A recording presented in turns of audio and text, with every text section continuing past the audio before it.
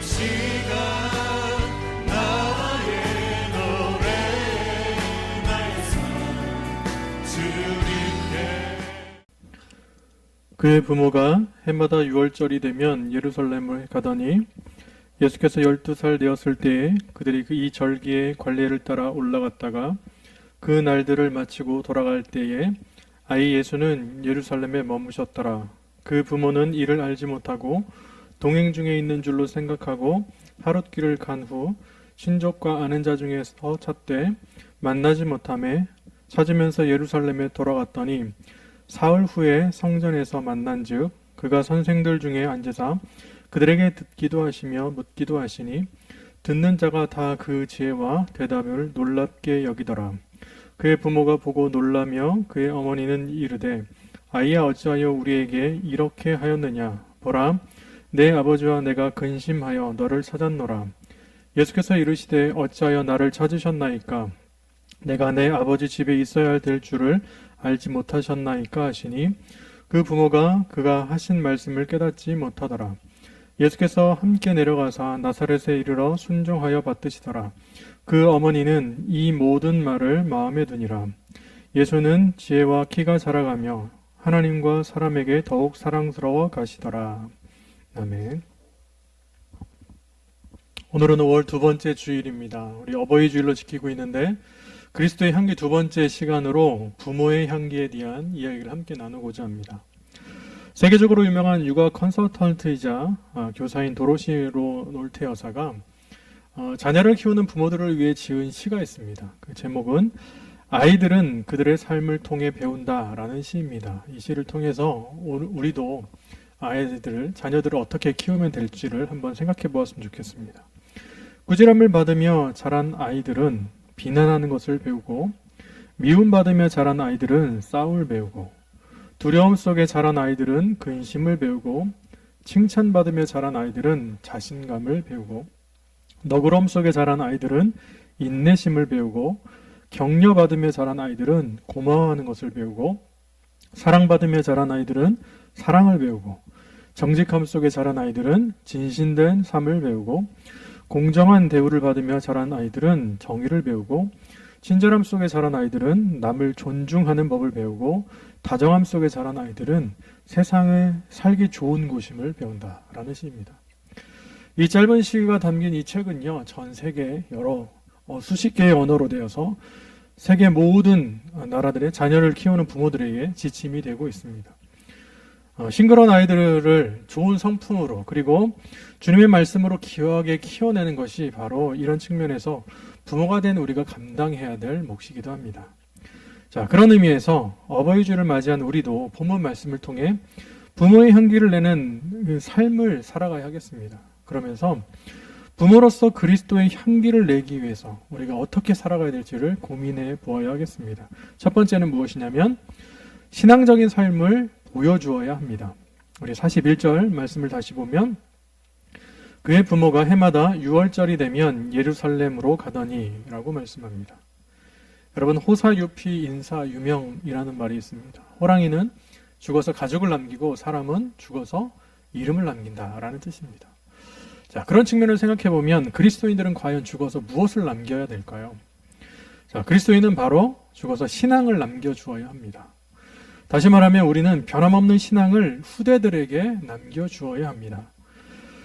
본문 41절의 말씀을 보면 세번역 성경으로 다시 읽어보면 예수의 부모는 해마다 6월절에 예루살렘으로 갔다라고 말씀합니다.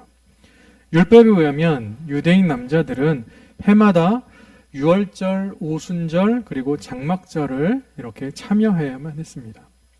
그러나 나중에는 멀리 사는 사람들 때문에 애굽으로부터 이렇게 출애굽했던 6월절만 축제일로 지키게 되었습니다. 또한 본래는 남자들에게만 적용되었었는데요. 나중에는 여자들과 아이들에게도 순례에 참가할 수 있도록 허용해 주었습니다. 이처럼 예수님의 부모는 마리아 요셉은 자신들의 변함없는 신앙을 따라서 해마다 6월절이 되면 예루살렘으로 올라가서 절기를 지켰던 것으로 볼 수 있습니다. 한두 해 동안 그렇게 한 것이 아니고요. 해마다 변함없이 신앙을 따라 절기를 지켰습니다. 자, 오늘을 살아가는 우리도 신앙 안에서 부모의 향기를 내기 원한다면 변함없는 신앙을 자녀들에게 보여주어야 합니다. 말로만 신앙을 말하거나 지식으로만 신앙을 전달해서는 안 되고 부모된 우리가 삶으로 신앙을 보여줄 때 그렇게 보여주어야 합니다. 그것도 변함없는 신앙을 계속해서 보여줄 때, 끊임없이 보여줄 때 하나님을 향한 변함없는 신앙, 그리고 언제나 동일하게 변함없는 그 신앙을 자녀들에게 보여줘야 합니다. 그것이 바로 부모로서 자녀들에게 나타낼 수 있는 우리 그리스도의 향기입니다. 자, 그렇게 할 때 우리의 자녀들은 부모의 변함없는 신앙을 통해서 그것을 따라 자신들도 대를 잇는 신앙을 소유하게 됩니다. 자, 본문 42절의 말씀을 보면 예수가 12살이 되는 해에도 그들은 절기 관습을 따라 유월절을 지키러 예루살렘에 올라갔다라고 말씀합니다. 유대인의 관례에 따르면 모든 유대인들은 13살 때부터 모든 율법을 준수하고 예루살렘에 순례하게 되어 있습니다. 자, 그런데 예수님께서는 12살에 부모와 함께 예루살렘에 올라가신 것은 당시 유대인 부모들이 자녀들 미리 예루살렘 순례에 익숙하게 하기 위해서 데리고 다녔던 관습을 따라 했습니다. 다시 말하면 예수님은 아직 예루살렘에 올라가지 않아도 될 나이이지만 부모들은 변함없는 신앙을 따라 대를 이어서 신앙을 가지고 예루살렘에 올라가서 이렇게 다음 해에 있을 종교의식을 미리 준비하도록 하였다는 사실입니다. 자, 이처럼 부모에게 있어 세상에 그 무엇보다 가장 귀한 것은 우리의 자녀들이 대를 이어 신앙을 가지고 하나님을 온전히 섬기는 모습입니다. 자, 그로 인해서 자녀들이 때를 따라 주시는 하나님의 은혜와 사랑을 온전히 누리는 삶을 살아가도록 그렇게 하는 것이 바로 부모로서 가장 기쁜 일입니다. 그런 의미에서 어버이주를 맞이한 우리가 부모님을 기쁘시게 해드리는 것이 용돈을 많이 드리고 또 맛있는 음식을 대접하고 세상적으로 성공하는 것도 있겠지만 그보다 더 귀한 것은 부모님의 신앙을 따라 대를 잇는 신앙으로 하나님께 나아가는 모습입니다.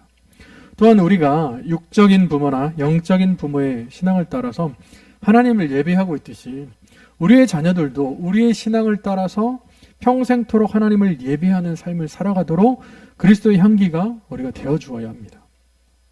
자, 이처럼 우리의 자녀들에게 그리스도의 향기, 즉 부모의 향기를 바랄 때 우리의 자녀들은 주님 안에 머무는 삶을 살아가게 됩니다. 본문 43절의 말씀을 보면 그런데 그들이 절기를 마치고 돌아올 때 소년 예수는 예루살렘에 그대로 머물러 있었다라고 말씀합니다. 예수님은 부모인 요셉과 마리아의 신앙을 따라서 예루살렘으로 올라갔습니다. 그리고 경건하게 유월절과 무교절을 지키고 지키는 니산월 1월이죠. 히브리력으로 1월 그 14일부터 21일까지 일주일간의 규례를 모두 준수했습니다. 자, 중간에 힘들다고 그만두거나 다른 일에 우선순위를 두었던 것이 아니고 유교절과 무교절을 지키는 일에 최선을 다했습니다. 그리고 절기를 마치고 돌아갈 때 예수님은 부모님과 함께 자신의 집으로 돌아가지 않고 예루살렘에 그대로 머물러 있었습니다.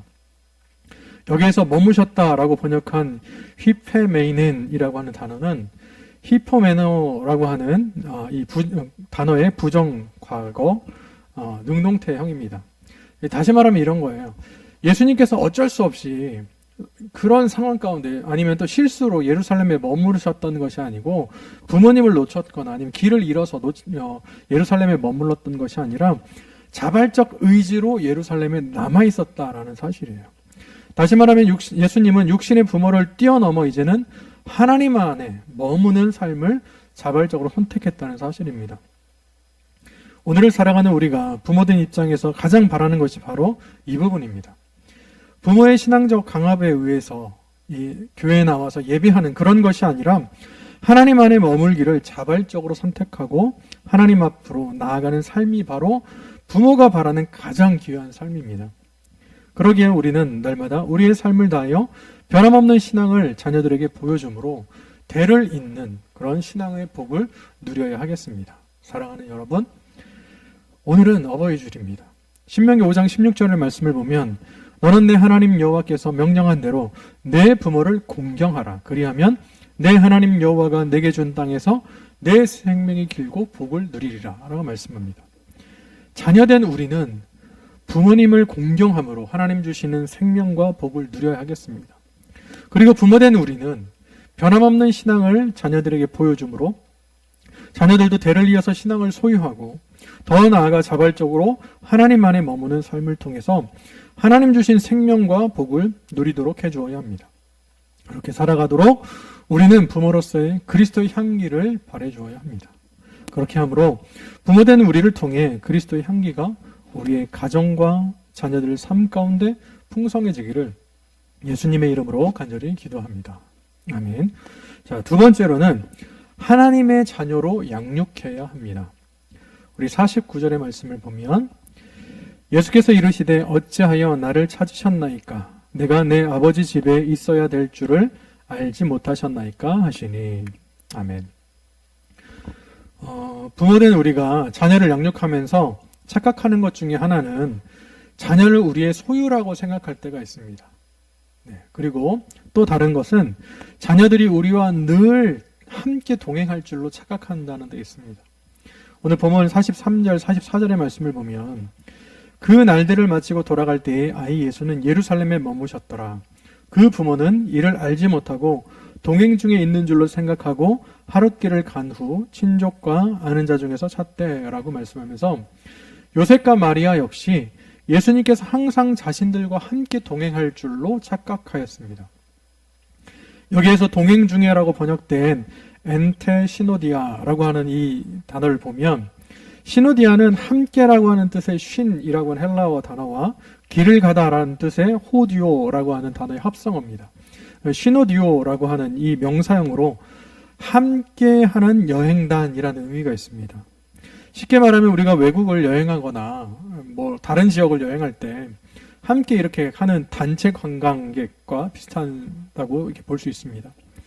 자, 그런데 그 당시에 유대인들이 6월절에 참여한 사람들은요, 자신의 고향으로 돌아갈 때 가정별로 갔던 게 아니고 남자는 남자끼리, 여자는 여자끼리 이렇게 무리를 지어 내려갔다고 합니다. 그래서 아이들은 아버지나 혹은 어머니 쪽에 이렇게 따라서 길을 갔다라고 해요. 그러게 요셉은 아마 마리아와 예수가 함께 이렇게 동행했을 거다 생각을 했을 것 같고요. 마리아는 반면에 요셉과 함께 예수님이 이렇게 동행했던 것으로 당연하게 생각했을 것 같습니다.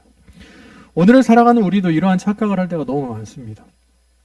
자녀는 우리의 소유가 절대 아니잖아요.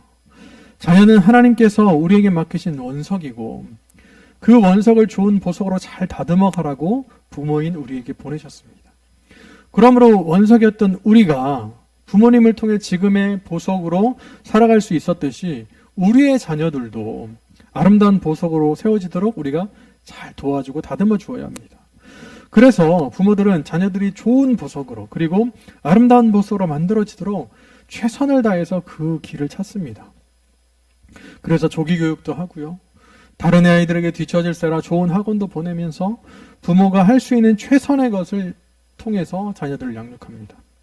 자, 우리의 부모님들이 그랬듯이 우리도 그렇게 자녀들을 양육하고 있어요. 자, 그런데 그렇다고 해서 우리 자녀들의 꿈과 비전 그리고 사명이 무엇인지 다 찾을 수 있을까요? 그리고 그들의 인생에 있어 좋은 부모로 또 좋은 친구로 좋은 멘토로 이렇게 하고 싶지만 항상 그들과 동행하며 살아가고 있습니까? 그런데 절대 그렇게 하지 못할 때가 너무 많다는 데 있어요. 부모님들은 진이 빠지도록 일을 하고요. 최선을 다해 자녀들을 양육하지만 자녀들은 그것을 알아주지 못할 때가 많습니다. 그리고 그들과 점점 거리가 멀어져요. 사춘기가 오고 여러 가지가 오면서 점점 거리가 멀어집니다. 그런데 그것을 바라보면서 부모들은 자괴감에 빠져듭니다. 그리고 불화가 생겨요. 더 나아가서 가정이 깨어지는 것을 너무 많이 봤습니다. 마찬가지로 오늘 본문 말씀 45절에 보면 그들은 예수님을 찾았어요. 그러나 찾지 못하여 예루살렘으로 되돌아가서 찾아다녔다라고 얘기합니다. 당연히 유월절을 마치고 돌아오는 행렬에 예수님이 함께 있을 줄 알았지만 그렇지 않았어요. 그리고 찾았지만 찾지 못하였어요. 그래서 부모는 다시 예루살렘으로 돌아가서 예수님을 막 찾아다녔습니다. 자, 그런 의미에서 우리의 가정도 지금 함께 자녀들과 가족이 함께 같은 길로 가고 있는지 생각해 봐야 합니다. 대초에 하나님께서 우리를 계획하셨어요. 그리고 너무나 사랑하셨어요. 그래서 하나님의 형상대로 우리를 창조하셨고 우리에게 복을 주셨습니다. 그 길로 가야 합니다. 그런데 우리는 죄악으로 인해서 영원히 죽을 수밖에 없었던 우리, 그 길로 가는데 또 하나님께서 우리를 너무나 사랑하셔서 예수 그리스도를 이 땅에 보내시고 십자가에서 대신 죽으심으로 우리를 구원하시면서 우리에게 말씀하신 이 성도의 길, 그 거룩한 그리스도인의 길로 우리는 걸어가야 합니다. 함께 나아가야 합니다. 그러기에 오늘을 살아가는 우리가, 그리고 우리의 가정이 함께 같은 길로 동행하기 위해서는 하나님의 집에 머무는 삶을 살아야 합니다. 우리 본문 49절 말씀을 보면 이렇게 말씀합니다. 예수가 부모에게 말하였다. 어찌하여 나를 찾으셨습니까? 내가 내 아버지 집에 있어야 할 줄을 알지 못하셨습니까? 다시 말해, 부모가 제 아무리 좋은 것을 해주고 많은 것을 준다 해도 자녀들은 자신의 인생을, 그 인생의 해답을 찾을 수가 없어요. 그러나 하나님 안에 머물도록 인도해 줄 때 자녀들은 하나님 안에서 인생의 해답을 찾을 수 있습니다. 그래서 하나님의 그 마음에 합했던 왕, 이스라엘의 가장 부강한 나라를 만들었던 다윗 왕은 시편 84편 10절에서 이렇게 고백합니다. 주의 궁정에서의 한 날이 다른 곳에서의 첫날보다 나은즉 악인의 장막에 사는 것보다 내 하나님 성전의 문지기로 있는 것이 좋사오니, 이렇게 고백을 합니다. 당시에 가장 막강한 힘을 가지고 있었고 많은 것을 소유했던 다윗이 하나님 안에 머무는 삶이 바로 가장 좋은, 하나님 안에서의 그것이 바로 인생의 해답인 것을 깨달았다라는 것이죠. 사랑하는 여러분, 오늘은 어버이 주일입니다.